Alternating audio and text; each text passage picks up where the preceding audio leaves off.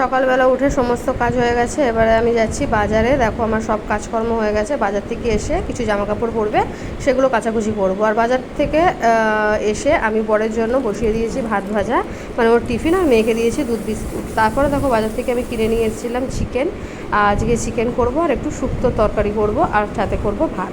এই সমস্ত রান্নাবান্না করার পর দেখো শুক্তোর ফাইনাল লুকটা কেমন হয়েছে, এই যে এরকম।